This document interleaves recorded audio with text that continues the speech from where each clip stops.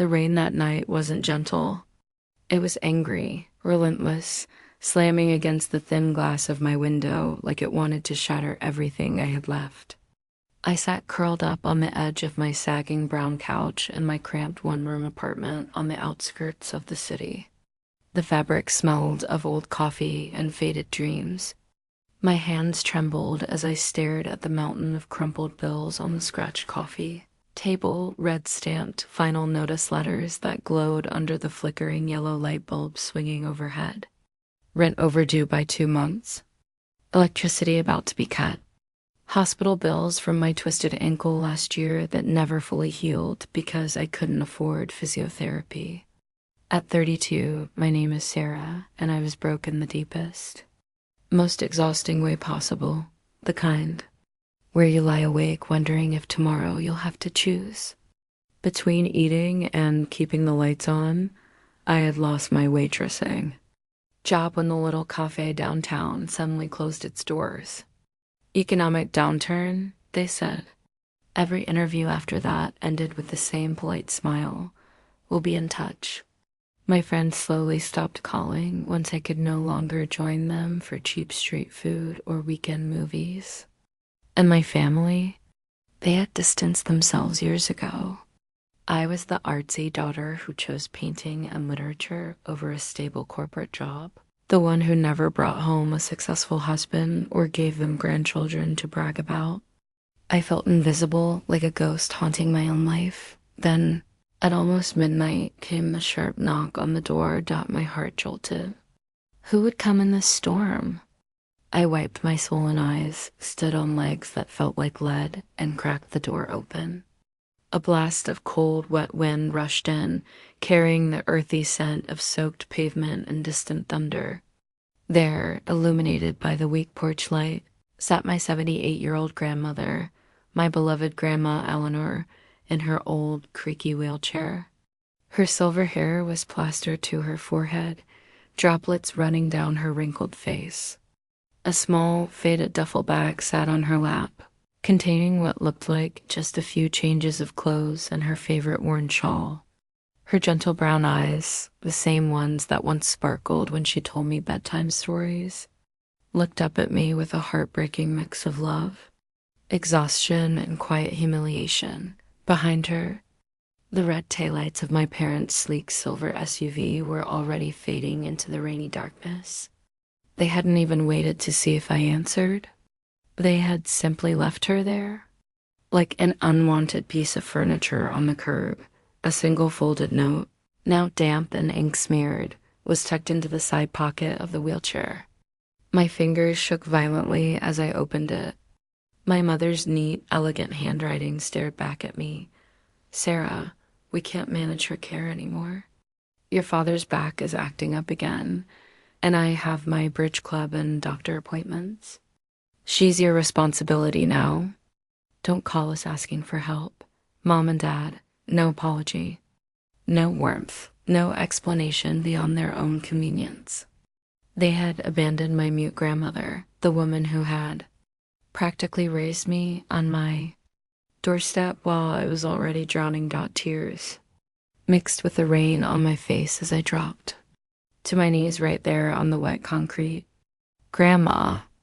Oh God, Grandma. My voice broke into sobs. She couldn't speak.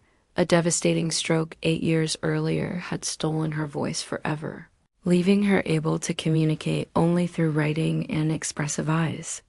But she slowly lifted one trembling, wrinkled hand and cupped my cheek with such tenderness that my heart completely shattered. That touch carried decades of unconditional love, the same hand that had wiped my tears after school bullies, baked me chocolate chip cookies on rainy afternoons, and slipped me money for school supplies when my parents said we couldn't afford it. I quickly wheeled her inside, the rusty wheels squeaking loudly against the peeling linoleum.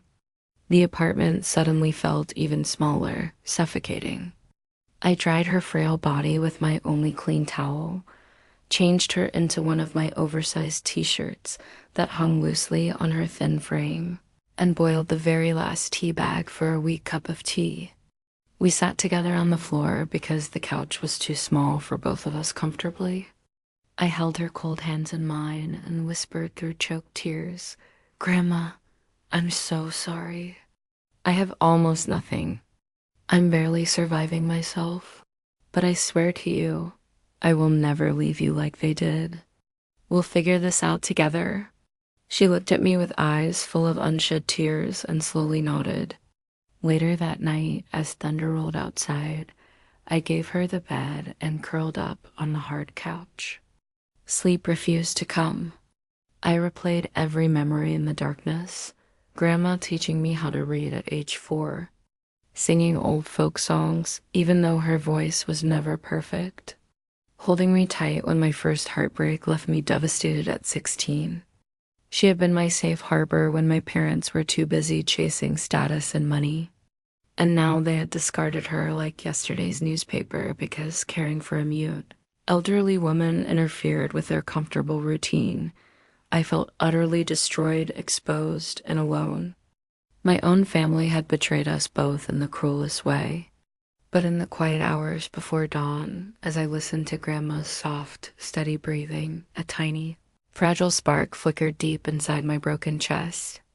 This rain-soaked night of abandonment wasn't the final chapter. It was the painful first page of a story that would eventually rewrite everything. The following weeks blurred into a nightmare of exhaustion and quiet despair. Every morning I woke at 5 a.m., my body aching from the uncomfortable couch to start the day's caregiving routine. Grandma needed help with everything, bathing her fragile body in the tiny bathroom, changing her adult diapers, feeding her soft mashed foods because chewing was difficult. Her blood pressure medicine cost more than I could easily afford. I stretched every single rupee buying the cheapest rice, lentils, bananas, and milk powder from the corner store.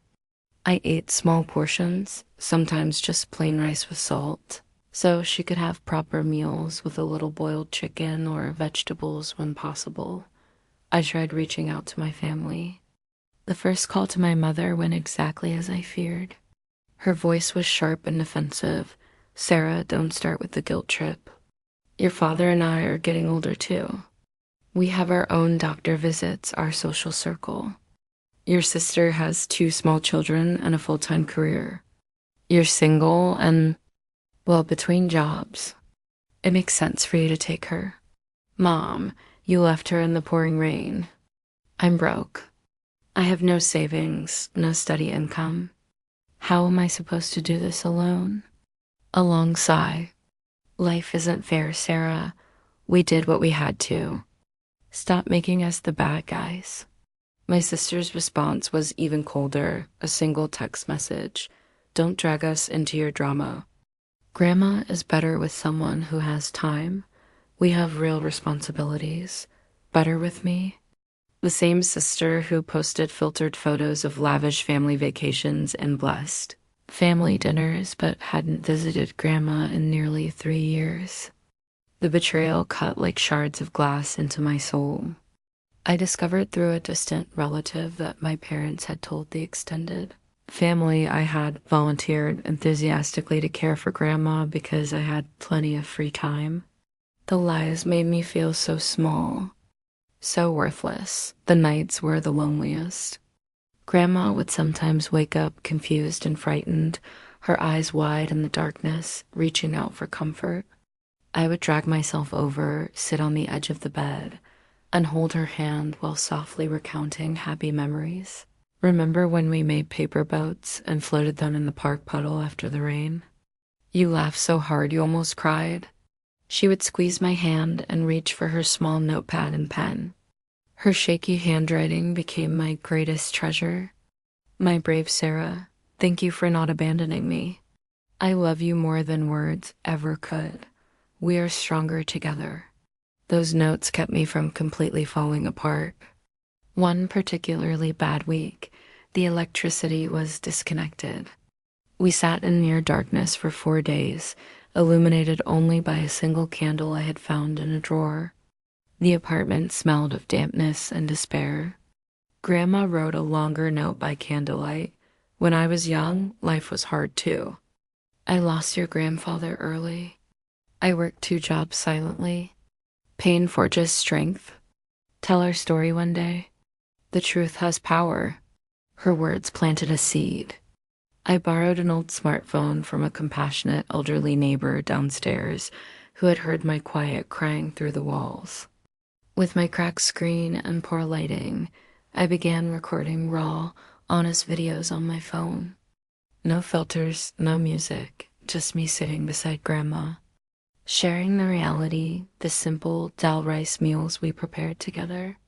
How I massaged her aching legs after long days. How her silent presence gave me courage when rejection letters piled up. I posted them to a tiny new YouTube channel titled Our Silent Strength, expecting nothing. Comments slowly appeared from strangers around the world. You're an angel for doing this. My family did the same to my dad. I feel seen. Small donations started trickling in through a linked payment app. $5 here, 10 there, enough to buy her medicine 1 month. Extra groceries the next stop my family noticed. My sister left a scathing comment under one video. Stop exploiting Grandma for views and sympathy. This is private family matter. My mother called again, furious. How dare you embarrass us online? Delete everything immediately or we'll cut you off completely. But I refused. For the first time, my voice, our truth, was being heard. The deep betrayal from my blood family still ached like an open wound, but Grandma's unwavering love, combined with the kindness of strangers, was slowly stitching me back together. I was shifting from a shattered, hopeless girl crying on the floor to a woman discovering quiet resilience. The pain didn't disappear, but it began fueling something new, purpose born from heartbreak. 8 months later, the transformation felt almost miraculous. My simple, heartfelt videos had exploded. Millions of views, shares across countries. The story of a struggling granddaughter caring for her mute grandmother after being abandoned by a respectable family resonated deeply. News outlets picked it up. A women's empowerment magazine featured us on the cover with the headline, "Love in the Silence, One Woman's Fight Against Family Betrayal." Donations and support poured in, enough to move us from the cramped apartment into a modest 2-bedroom house with a small sunny garden. Grandma could sit outside in her wheelchair, feeling the warmth on her face. Watching butterflies and listening to birds, I hired a gentle, experienced part-time caregiver named Aisha, giving me precious hours to rest and even start writing a short book about our journey. Brands specializing in senior care products reached out for partnerships. For the first time in years, I slept through the night without worrying about tomorrow's bills. We had dignity. We had peace. Most importantly, we had each other. Then the messages from my family returned. Sweeter and more insistent. My mother called one afternoon. Her tone suddenly warm and remorseful. "Sarah, honey, we've been reflecting a lot. We miss your grandmother terribly. We've been so busy, but family is family. Can we come visit this Sunday? We'll bring her favorite sweets and some new clothes." My sister texted, "I was wrong before. Life got overwhelming. Let's put everything behind us and start fresh." The kids want to meet great-grandma. The same people who drove away into the rainy night now wanted to step into our hard-earned sunlight. I agreed to the visit, but I prepared carefully on a bright Sunday afternoon. They arrived at our new home carrying expensive flower bouquets, gift bags, and forced smiles. They hugged Grandma enthusiastically, cooing over how wonderful she looked and complimenting the house. "You've done so well for yourself, Sarah," my father said awkwardly. I let them settle in. Then quietly, I played the raw video footage I had saved from that stormy night, their car speeding away, the note trembling in my hand, my desperate voice calling after them through the rain. The room went deathly silent. Grandma watched calmly from her chair, You left her on my doorstep like she was worthless, I said, my voice steady yet thick with years of suppressed emotion. In the pouring rain, with nothing but a cold note. While I was broken, you turned your backs on the woman who sacrificed her youth for you and on me when I needed support most. Now that strangers have shown us more love and respect than you ever did, you suddenly want to be part of this? My mother's face paled. Sarah, we were under tremendous pressure. No more excuses, I interrupted gently but firmly. Pressure doesn't justify abandoning your own mother and daughter. I showed them the legal guardianship documents I had obtained months earlier, citing their clear abandonment. I read aloud some of Grandma's most touching notes from her darkest days, the ones where she comforted me after their rejections. I revealed the thousands of supportive messages from people worldwide who had been inspired by her story. They left humiliated, empty-handed, and silent. The full story spread rapidly online. Their carefully curated social media image cracked. Old acquaintances distanced themselves. They faced the natural consequences of their choices, regret, isolation, and the painful realization that the love they discarded had flourished beautifully without them. That golden evening, as the sun dipped low and painted the garden in warm orange hues, Grandma and I sat together on the porch swing. She took my hand in both of hers and wrote one final, profound note with steady determination. You didn't chase revenge. My dearest girl, you chose love when they chose convenience, and love always finds its way home. I am so proud of the woman you have become. Tears of genuine peace rolled down my cheeks. In that moment, the heavy chains of betrayal finally lifted. Looking back, the greatest lesson wasn't making my family suffer. It was discovering that true family is not defined by blood or last names. It is built by those who choose to stay through the storms. Betrayal can shatter you into pieces, but with quiet strength and real love, you can create something even more beautiful from the fragments. The most powerful form of justice often simply rising, healing, and living a life filled with purpose and compassion. If you are watching this and carrying the heavy burden of family betrayal or abandonment, please know you are not alone. Your pain is valid. Your strength is already inside you. Hold tightly to the genuine love that remains, even if it comes from unexpected places. Build your life day by day from the broken pieces. One day, everything will change. And when it does, may it transform your heart into something radiant, resilient, and deeply at peace. Thank you for walking through this journey with me. May your own story find its healing, its voice, and its quiet, beautiful victory.